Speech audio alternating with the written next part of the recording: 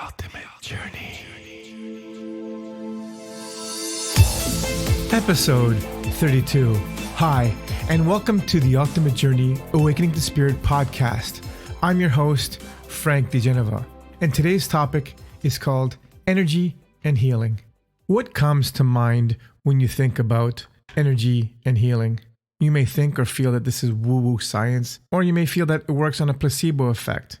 That's what I thought initially, until I experienced firsthand what Reiki could do for me. I was working downtown at the salon, and we had, there was a bakery next door, and we both had conjoining doors in the back hallway. And I'd often go in and out, get some coffee and goodies for my clients. We would do trades and we would do exchange with the owners. Anyway, one day I woke up with a stiff neck, like I was Mr. Roboto, and I couldn't move, and I had a busy day, and my neck was killing me. It was locked up. So I went next door between clients, and there was a girl that could do massage. She said she used to massage her cats, and they loved it. So I asked her, I says, hey, can you just massage my neck? Because I can't move it. So we were in the back, and she was massaging my neck, and it was not really doing anything. And one of the workers there, he said, hey, there's some woman out in the dining area that says she can help you. I said, what? She goes, yeah, come over here. So she has this woman, I didn't even know who she was, comes in and puts her hands on my neck. And I said, what is this? What are you doing? And she goes, just relax. So I'm relaxing, and immediately I feel relaxation. I feel warmth coming from her hands. Then my body was I felt very nauseous, and I got into a cold sweat, and it was an incredible, weird experience. I couldn't breathe. I was just stoned out of my head. Like, it was just nuts. It was surreal. This went on for about a minute or two, maybe 5. I don't even know. I was in a different world.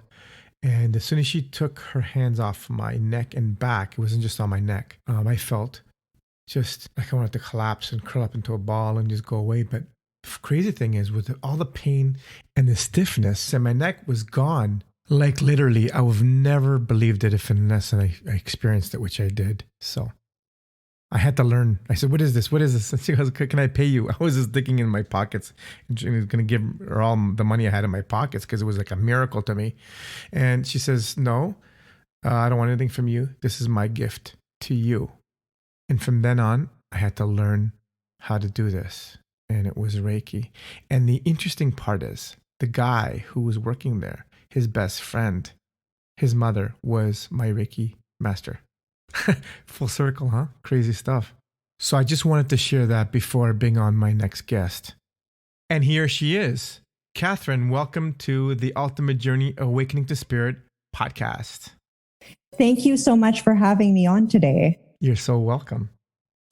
So I want you to present yourself, and who are you? What do you do? And then we'll figure out all the other details.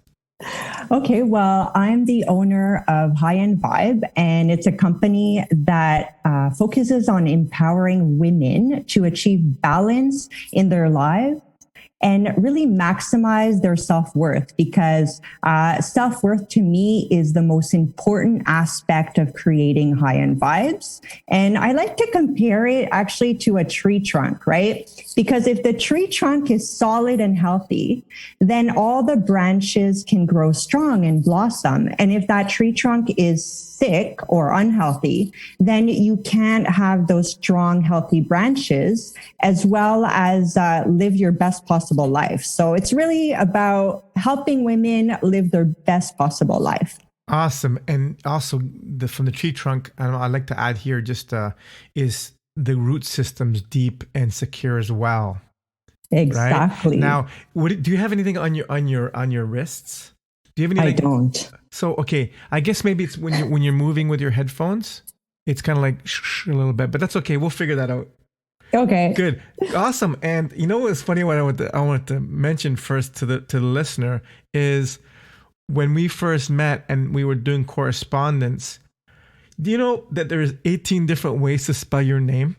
I know. No one knows how to spell it. And I was thinking originally, well, maybe I should have my domain name like Kathryne, but then people might get confused, right? Like, is it with a C or an N Well, or, yeah, you know? I was confused. I was like C and then with a Y, with an I, with an E, not with an E, and then this and and I thought to myself, I think I hit 9 or 10 before you came in, and I think you came in to save me, to kind of like, I wasn't gonna get it, so I wanted to just say that too. It was amazing. Now Kathryne, now I don't know how to spell Kathryne any other way. That's a good thing. That's a good Right? thing. You burnt in my head. I'm glad you're on the podcast, and today's topic is energy and healing. And before I got you on, I just said a brief little experience, what happened to me when I had my first experience of healing. Like, I thought it was just, I believed in it, but I didn't believe in it. But when I actually felt it, it was like, wow, this is for real. And I had to learn Reiki. So you introduced yourself, which is great. And how did you get into this healing stuff?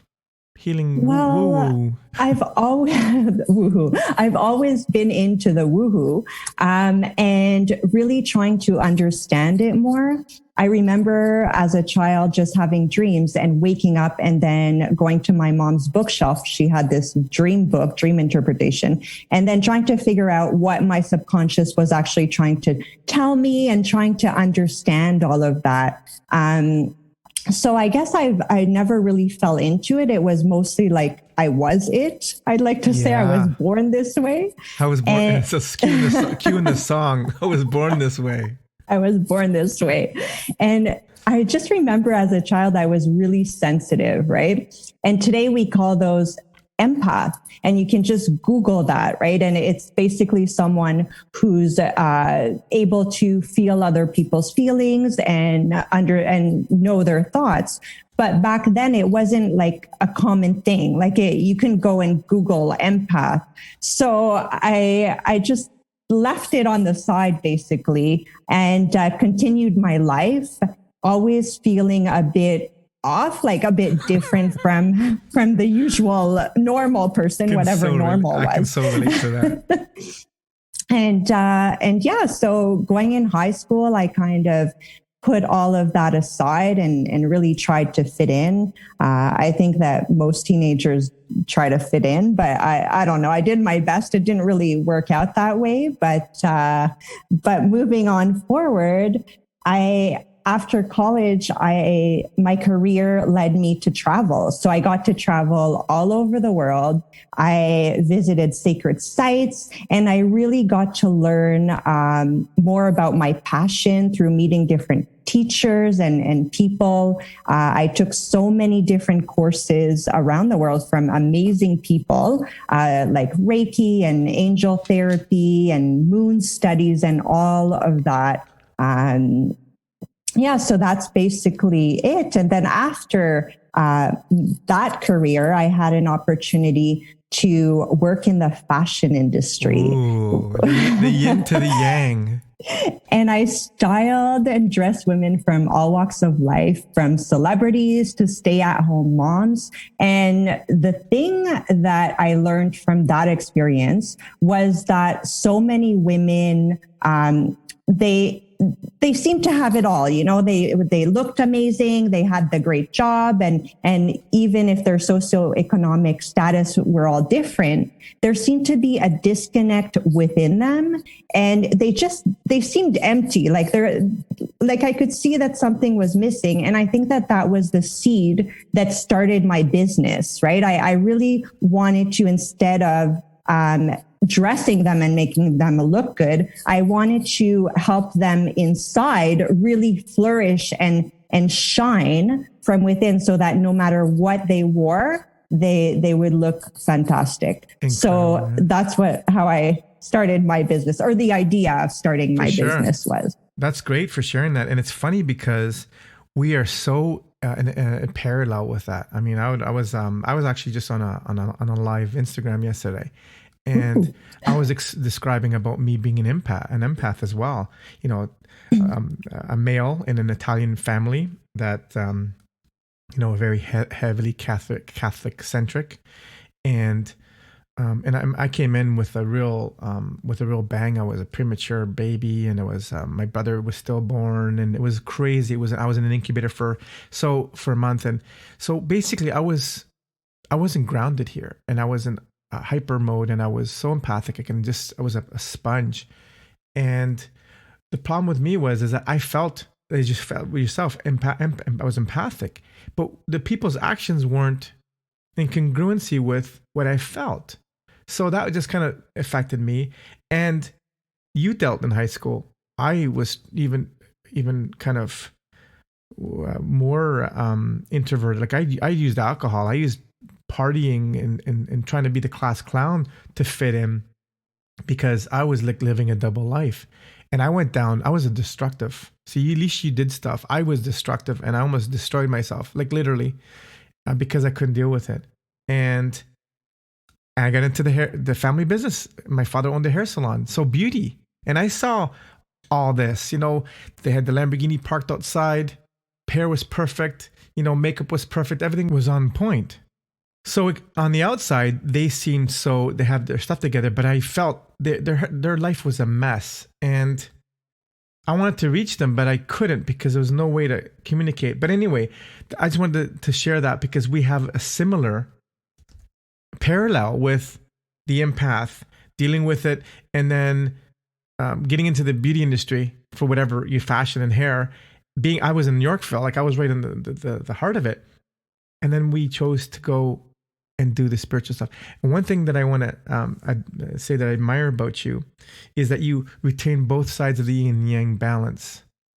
Because you're not that hippie with the dreadlocks and armpit hair coming, no deodorant, no bathing. Yet you embody the spirituality and the physical in a great balance. So I just wanted to say that before anything. So yeah. Well, thank you so much. And that's exactly what I want to show women. Like, you don't have to go live in a tent. I mean, it can be great, but it's just not my thing. You can be spiritual, you can be in touch with yourself and still be aligned and centered and feel great, right? And I think it's interesting that we both saw both sides of the coin.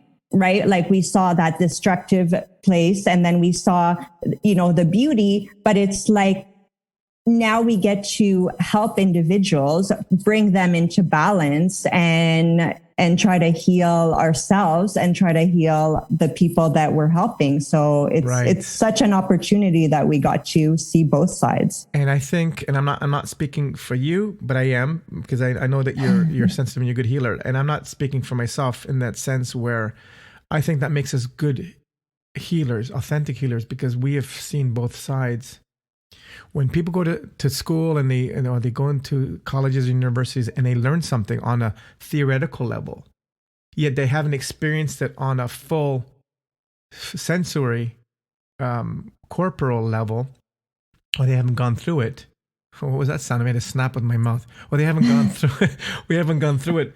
It's just theory, and you can't really help. So yes, I would trust you more than someone who hasn't gone through the trials and tribulations of life, or that hasn't. Yeah, right. So that have exactly. It's like I wouldn't go if I wanted to be in amazing shape and hire a personal trainer. I would go to someone who embodies it and walks their talk. I wouldn't go hire someone who's not in shape, or I don't know. To me, to be a good teacher and to be an expert at what you do, you really have to walk your talk. And that's exactly what I try to do. Right. I mean, I don't know if I shared with you before, but I was at a health show conference. I think I told you this.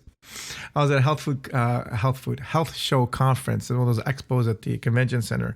We're in Toronto, by the way, so without throwing anybody under the bus. And I walked by a booth where they had, typical snake oil salesman, hair restoring tonic. The guy was bald, and not just bald, like shaved down, cool, but they had the Larry band, the kind yes, and it was long and disheveled. I'm like, are you kidding me?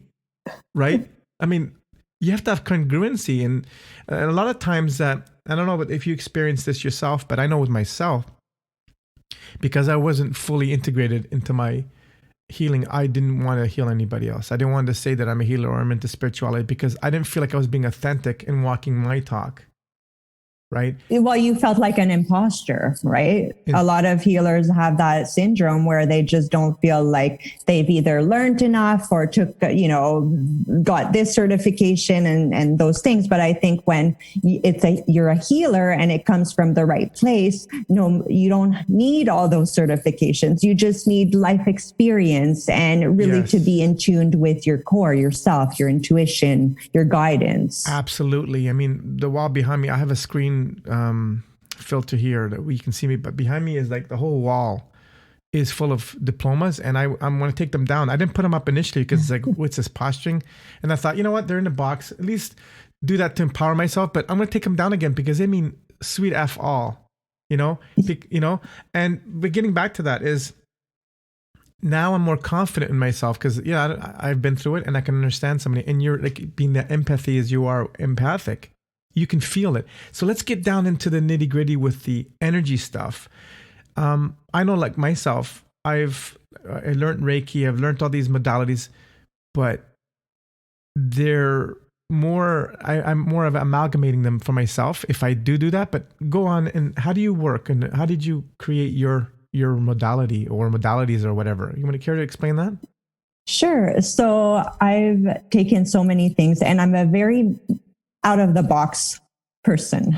So, I like to make things my own because I'm a creator. I like creating. I like writing. I'm an artist. And so when it comes to healing and Reiki, it's a great foundation, but I think every healer does it for themselves. They just add their own unique touch to it. So I like to add crystals sometimes if I'm into that, if I feel my client needs it, or sometimes they don't. But I really let my internal guidance assist me into knowing where I'm going or what I'm doing. So a session with me is different. It's always unique. If it's in person, I kind of tune into the individuals and I see blockages as layers. So for those who don't understand energy and blockages, I'll just briefly explain how I see it.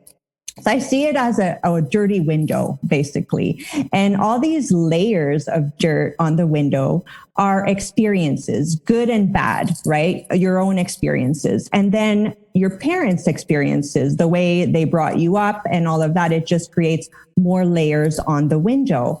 And as well as your ancestors, because your ancestors pass on DNA. And it's not only your physical attributes, they pass on experiences as well. And those add layers to the window. And unless you clean it, you'll never see outside clearly. Your world will always be, dirty.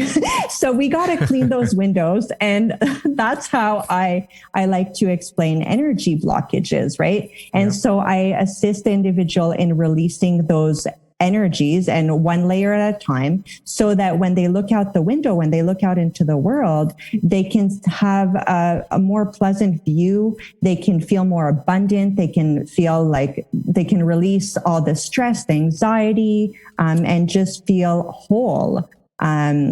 Example, Frank, let me give you an example. Let's say your grandmother, great-grandmother lost her husband in a war, right? So today, in you, that might manifest itself as you thinking or feeling that your partner is always going to leave you. And then you have that jealousy, you're jealous, right? And you don't know really why. You try to go to therapy and you try to figure it out, but really you're only at surface level. So unless you get to the root of the issue, the cause, and release that energetic frequency within you, you're always going to have that issue. And that can manifest in different ways for different people. I mean, everyone has a different way in, that it manifests. So that's how I see energy. Amazing. I mean, I totally agree with you. Absolutely. And I would want my windows to be dirty if I was living in a glass. That sounded weird. Well, if I'm in a glass house, I want to have dirty windows so no one can see in or I can see out. And exactly. And a lot of people do not realize the DNA legacy that we inherit. And I've written in my book, The Ultimate Journey, my first book that the first was a typo. I mean, I sent one run out with, I had to do two runs. One was a mess. It was just a long story, but I had in there that the DNA legacy lasts for 7 years behind you and ahead of you. I don't know if that's true, but I know I did 7 years, I think. I did 7 years, not 7 generations. So I had to fix that on the next edit. But I feel that when we do address the ancestry or the DNA, the encoded experience, we basically help those before us and those after us. So when we do work on ourselves, we do work on our lineage, which I feel that. And weird that I'm just going to bring this in. And a lot of times, and you can exchange, I mean, when you meet somebody, that's why all these restrictions that we have here. We're not meeting people. We don't absorb and communicate with their energy, with their DNA. We're not, because we exchange information, and screens are very, very, very one-dimensional, and it doesn't enrich our human experience. People that have multiple sexual partners will have more of that. Let's say more dirt on the windows. If there's too many, I mean, I don't want to get into that. That's a whole different podcast. But that's a whole other story, which we could do another time. Maybe we should go back and adjust that. But I really feel that I'm glad you brought that up, because a lot of people don't realize how important the cleaning the windows are, or peeling the layers of the onion. But what's interesting about that now is that, okay, so we're not with people, and now we're not influenced by their energy, which now we can focus on ourselves. And so many people that are not used to it, they don't know what's going on, because all these emotions or this kind of baggage or dirt is coming up, and they don't understand it. But if you try to understand it and release, this is the perfect time to clean your windows. Literally, back to that analogy. Exactly. And the whole thing is that people don't want to clean their windows. They want to just sit down and binge watch or distract or ingest distraction, behavior or substances. And, this whole, I don't want to name it. This whole situation has benefited me in a way where I left the job that I didn't want to be downtown. It gave me time to introspect. So you're absolutely right. Now, I noticed a video on yours. This is going to tie in, a segue into what I want to ask you now. Is you said you about energy and how we can pick up other people's energy. You said that when you go outside and you're feeling really good. You were saying this about a week ago or something on a video. Yeah, and then you're feeling really good, and then you're just like, oh, you feel like crap all of a sudden. You want to explain that again? Sure. So it happens to everyone, right? I'm sure it does. So you wake up, you're like, woohoo, life is great. And then you go to the grocery store or to a family meeting or something, and then you leave, and all of a sudden you feel horrible. I mean, everything was on sale at the grocery store. You got your list. Everything's good. There was no lineup. You didn't have to freeze outside. And then you come back and you're just sad. And then it takes angry, or, and it takes you a few days to get over it. And then you just think nothing of it. But on an energetic level, there's a lot that happened. You probably came across someone that was feeling what you're feeling. And so since energy is not something that's like hard, like it just flows, right? So that person's energy flowed into you, and then it took a hold of you because your internal core wasn't strong. If you have an internal core, you can use that to your benefit. Yeah. You can use it as, okay, well, I'm not going to go to that cashier because I feel that she's not in a good state, and then I'm going to go to the next cashier who, seems to have happy vibes coming off of her. Right. So it's really about understanding energy and being aware of it. And first of all, it all starts by being aware of yourself and knowing when you're centered and when you're off center, and then bringing yourself back into alignment. That's good that you said that, because for a lot of people, they're not empathic and they can't sense, like, us both. I mean, I can meet somebody and know right away if I like them or not or whatever. So what's your advice for people that are not empathic, they're not really spiritual? So what you just said about feeling your own internal state, is that what your advice would be for someone who's not so sensitive? Well, I think we're all sensitive. It's just where we put our focus on, right? So if you're aware of yourself, then I think you're empathic. You're going to feel things like we're all the same. We're all energetic beings. But if you're too much in your headspace, then you're not aware of those things. So I think it's everyone. It's not like that you and I have some special ability. It's really that we're more in tune with that side of us, and it's something that can be worked on as well. So right, and then in my studies, I've read thousands and thousands of books. I don't say that proudly. I say this as probably a desperate attempt to find the answers growing up. But what I've learned in the yogic, the Hindu and the yoga tradition is when we are seduced, or we are, I would say seduced with our sense pleasures,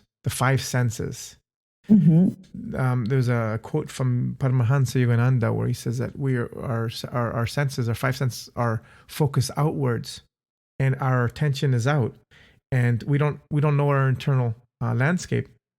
When we turn the searchlights inwards back into basically the spine and where the Kundalini and the chakras are, when we go back into that and we become more disciplined and we focus on the inner landscape, is when we can connect and feel. Now, getting back to what you said about the energy, I feel that if you're feeling good and you're going woohoo, like Homer, you get out, you go to the store, you find that parking lot right in front there, everything's going well, and then, as you said, you get hit over the head with something and you feel like you're angry. Now, I feel, and I think, and I feel it, how the energy goes onto somebody, you get corded. Like a plug, mm-hmm. Somebody plugs into you, and it usually happens into one of the chakras. But I also feel that, as you said, you have to be strong internally. But I also feel that no one can cord you or lower your tuning unless you don't have that as a resonance or as a match. So if you keep your energy high, there's no resonant energy to attract that. There's something in you that has that same property of energy that it'll latch on. That's why our parents can do that to us. They can trigger us because they know all of our buttons, and we have exposed outlets on ourselves. Yes, definitely. And I totally agree with you on that one. But at the same time, I think that, okay, so you rise in vibration, but you're still aware and you know what those lower vibrations are. So sometimes if you're strong at your core, meaning your vibration is high, you're still aware, okay, that person that's what I mean by, I guess, being aware of yourself. Indeed. Is being aware of that vibration around you, aware of what the other person is feeling, and use it to your advantage. 100%. And I think the New Age movement, there's a dark side to it. Love and light, right? Is that we want to bypass the negative, and then we don't think that it's there. As a healer, Kathryne, you know that you have to know where the bear shits in the buckwheat. You got to know, you have to be understanding about the energy. You just don't want to entertain it or animate it. You know, a lot of people, they put the blinders on. It's like all love and light, love and light. No, you have to You got to understand it to be able to release it and to be able to see it. You got to know what you're looking for. If you don't know what you're looking for, then you can't help the individual release it. You can't spot it within yourself. Exactly. So that's something else. But I wanted to say also about the five senses, back to that, is that you can actually use the five senses in order to bring yourself inwards. For example, if you're in a room, right, and you're using your eyesight to see certain elements in the room, if you see that, let's say the flower pot, object as doesn't move, you see that flower pot and then you make that, you're here, the flower pot is there, and then you kind of bring yourself back into your body by noticing all of your five senses, that could definitely help you at bringing yourself back into the present moment and bringing yourself back to center. So yes, if it's overstimulation at times, but if you really want to tune into yourself, you can use those five senses to assist you. Agreed. And interesting that you said that too, is that you can use the five senses as well. And I just hit my mic, boom. The brain or the mind doesn't know information that if it comes through the five senses or through the imagination. So you can use those senses internally as well. And I know I had a friend of mine, he was a healer, and how he meditated. I meditate when I close my eyes and I just go out and I just focus on the third eye and whatever other methodology technique that I do. But he would have his eyes droop down, like the bedroom eyes, and he would focus on, let's say, a pencil or a Buddha, and just use that as a point of focus to bring the awareness stiller. And then, you are separate. And the thing is, when I do some relaxation techniques and I do some meditations for people, I ask them to use their five senses to get into that calm, like, your breath, and then feel the chair supporting your weight. Feel your hands, feel your body. So you're actually feeling your body. You're using the five senses. Notice the birds chirping in the background. Is that what you were going? Is that what you were trying to explain? Using the five senses to help develop your sixth sense. That's the title of my latest blog, by the way. Nice. Okay. So, I love that. So when you go inwards, then you're really able to tune into your intuition and your internal guidance, which is basically your sixth sense. Right. And that's exactly, you don't see dead people, you see spirit people. But yeah, that's good that you mentioned that. Now, what I'd like to ask you, Kathryne, is up to this point, and I know it's going to be more than this point because we're perpetually learning. What have you learned through doing your practice and your healing? Is there a common thread that you're noticing? I know, because every time you heal somebody, you heal some aspect of yourself. We learn, So what have you learned so far? Through your clients, right? Right. So what have you learned so far? Oh my gosh, I can't even say it all, but the number one thing is to always remain open to possibilities, because with each release or blockages that we release, we elevate our vibration. And as we elevate, new doors start to open that we were just unaware of. So always be open to possibilities.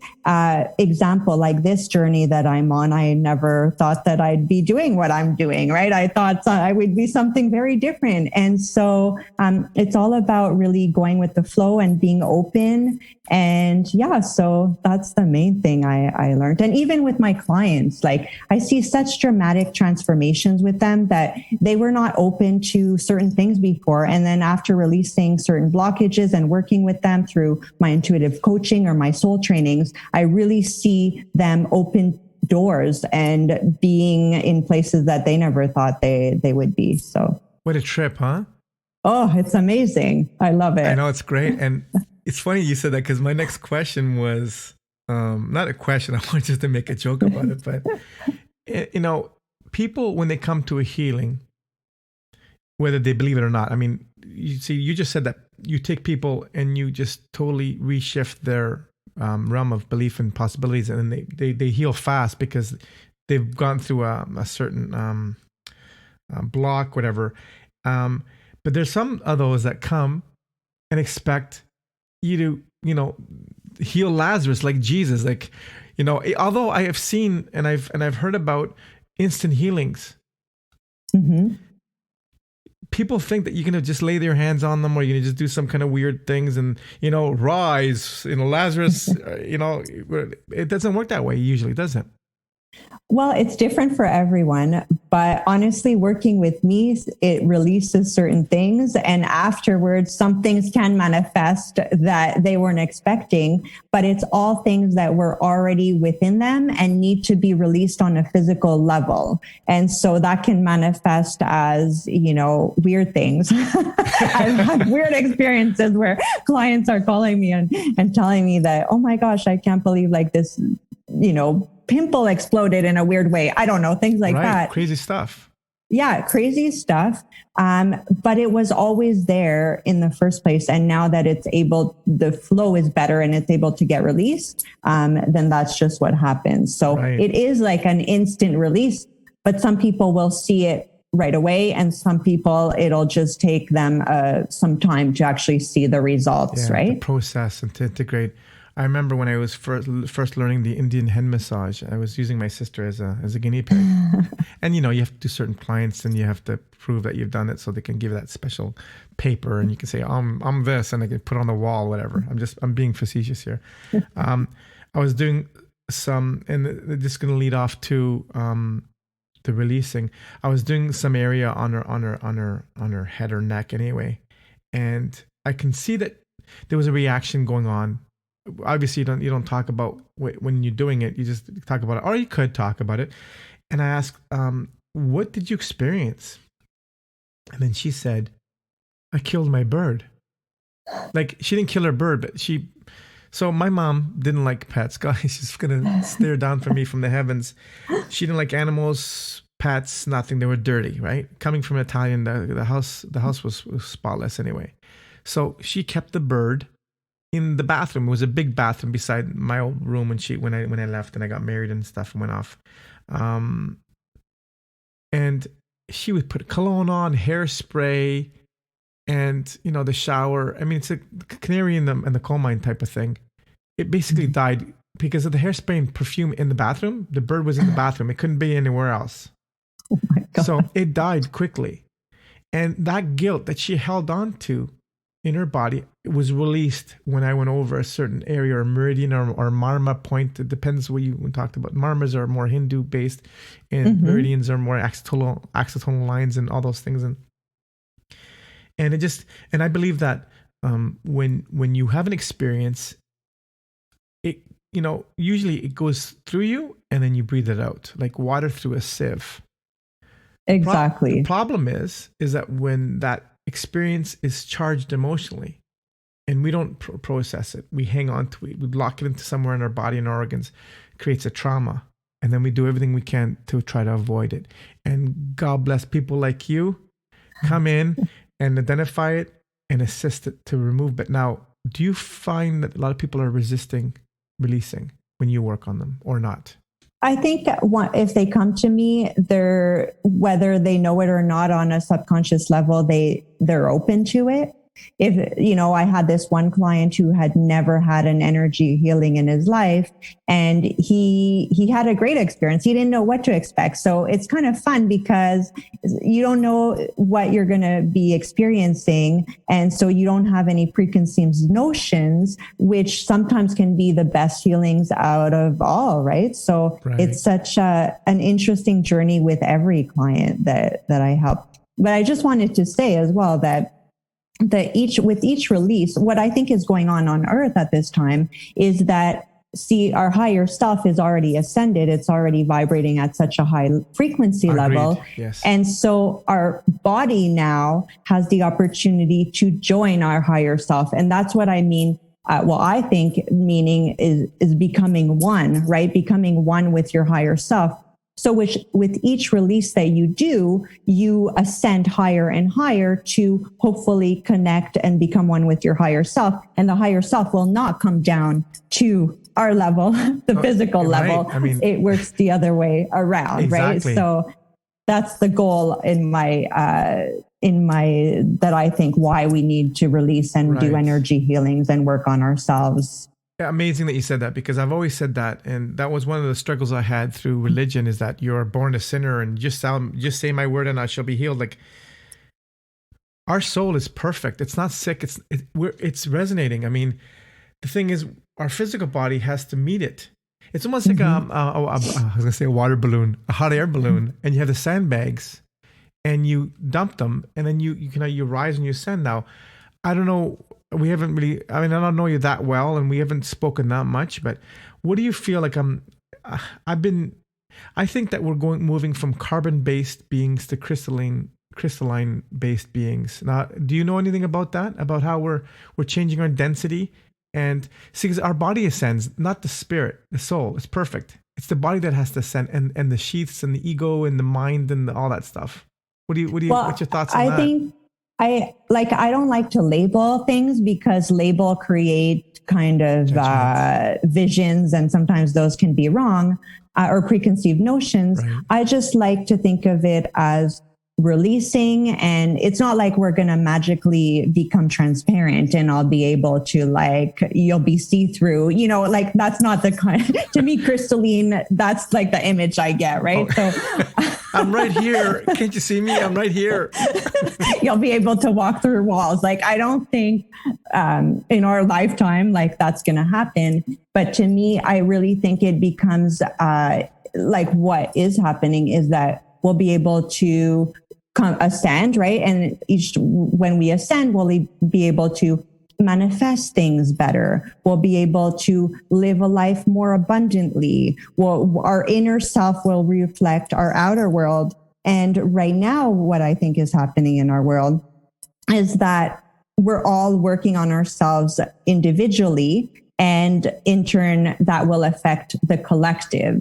So even though it looks like our world is going crazy right now, it's actually good. It's getting rid of lower, denser energy so that we can rise. Not levitate, but just, but maybe, you never know, I don't right? know. You never know. And so that's what I like, my understanding of that is. And it's true. I mean, this is an incredible time in our history as humans. And, the word apocalypse, do you know what the root word of apocalypse means?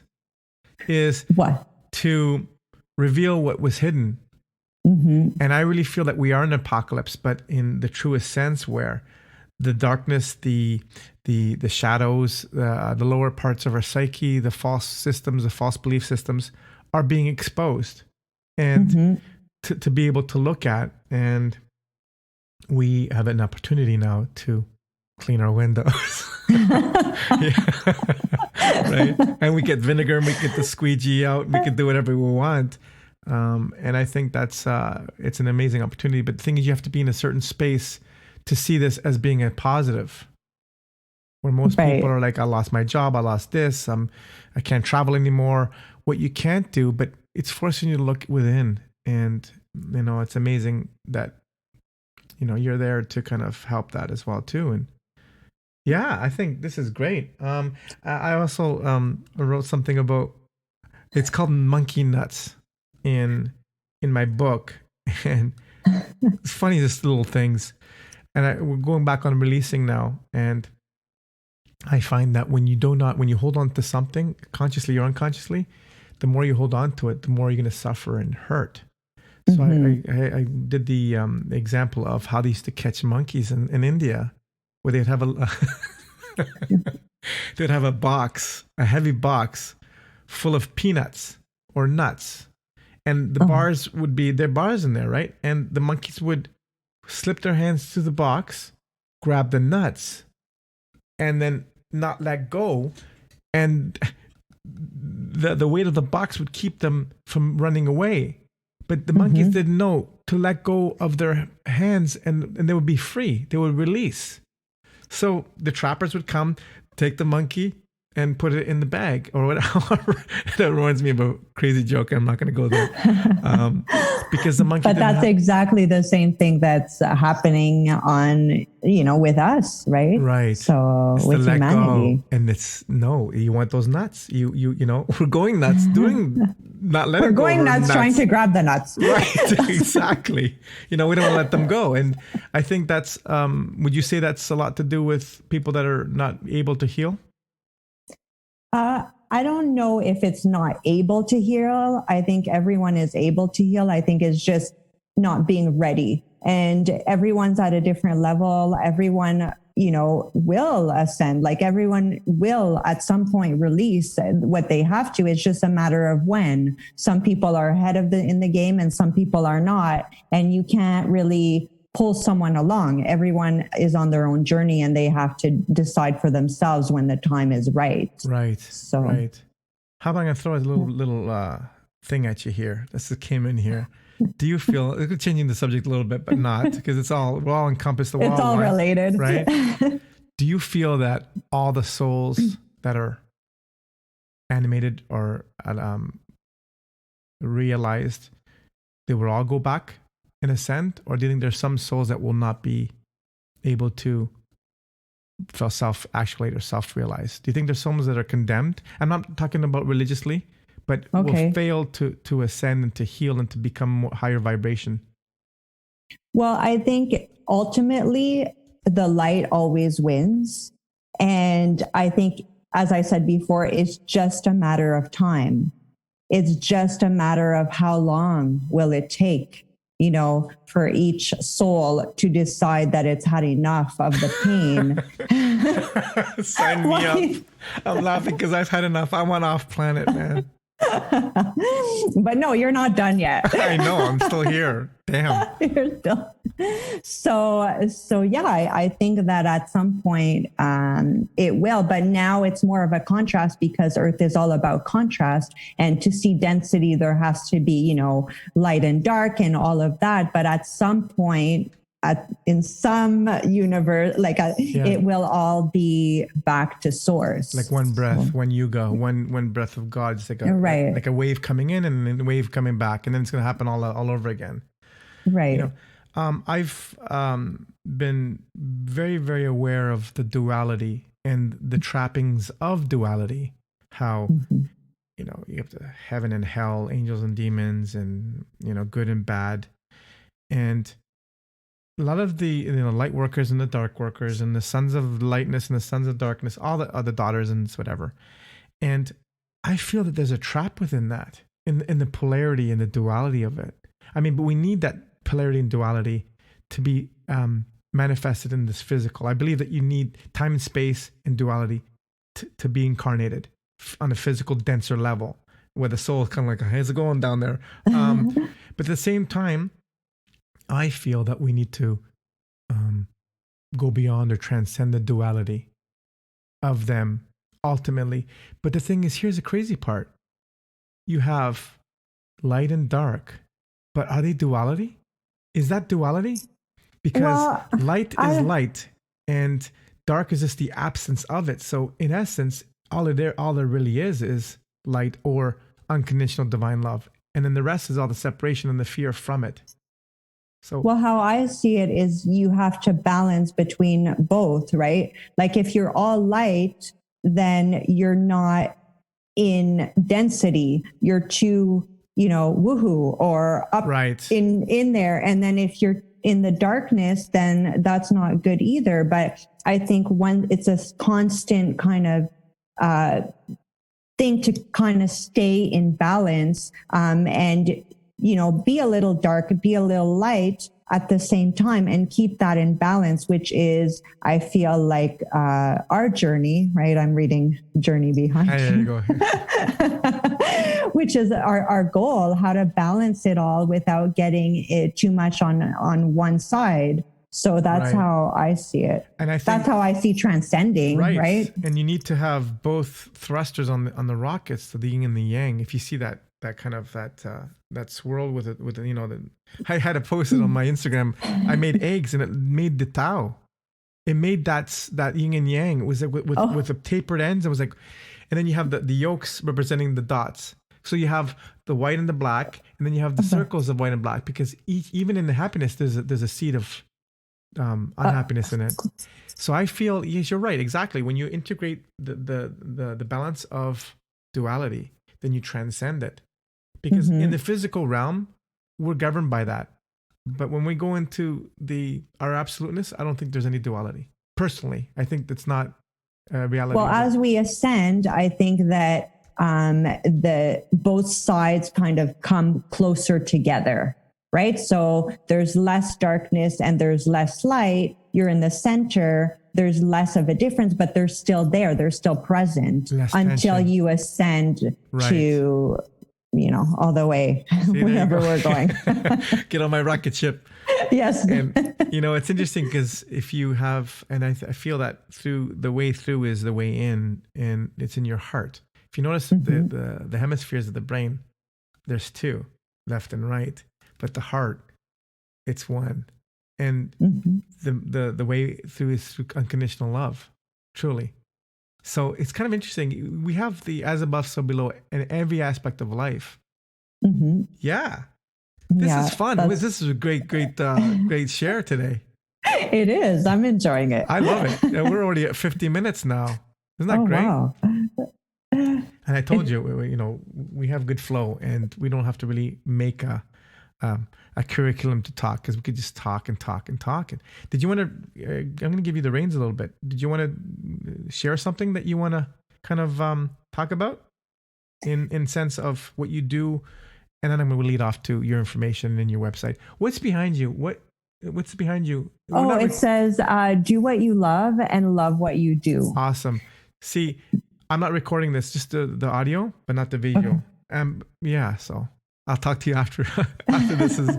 Yeah, I just, that's really my what I find my goal is, to just really do what I love and love what I do. And that's my focus right now. So I had to put that on the wall. Looks great.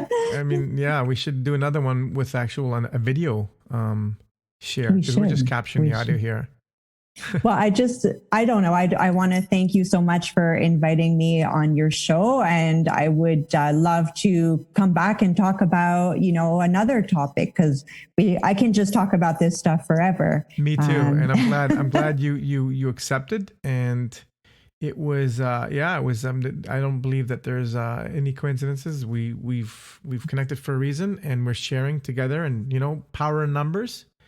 And so, you just have a new website out. It just launched, didn't it? So the timing is perfect, because I contacted you in November, I think. In November, yeah, I was in the middle of changing a few things around, and I'm still working at making things better, because it's a constant, it's growing and changing and really making it, it's never perfect, but just changing and growing. Always. And so if you want to check it out, it's highendvibesretreat.com. And I have a free meditation, and I have a free manual that you can receive as well. There's a blog, lots of cool stuff. And I have a few announcements that I can't mention just yet, but I'll be sharing soon. So keep an eye out. That's great for sharing that. That's your website, www.highendretreats.com. High End Vibes Retreat. High End Vibes. And is that also the name of your Instagram? My Instagram is just High End Vibe. So you can punch that in, and then I'll show up. Great. And anything else that you want to share? No. Well, if anyone wants more information, you can just reach out, email me, or send me a message on Instagram, and I can give you more information on any of the services I offer: intuitive coaching, soul trainings, and energy healing. So everything can also be done online if for what's going on today, for today's situation. Yeah. So I'd be happy to talk to anyone who'd like more information. Awesome. So remote, or do you do in person though too? I do in person. I'm in Toronto, in Mississauga, which is close to Toronto. You were in Toronto. Yes. Very good. Did you just move from Toronto to Mississauga? Yeah, I did. That's why you said Toronto, then you just corrected yourself. It's like, oh, she probably moved. Yeah, in August I moved, awesome. Actually. Yeah. So. Kathryne with a K. It's been an absolute pleasure and honor to have you on my podcast. And we have to do this again, because this is the flow is amazing. The energy is amazing. Yeah. Great. Sounds good. I would love to. All right. Thank you. You have been listening to the Ultimate Journey Awaken to Spirit podcast. I'm your host, Frank DeGenova, and we'll see you next time.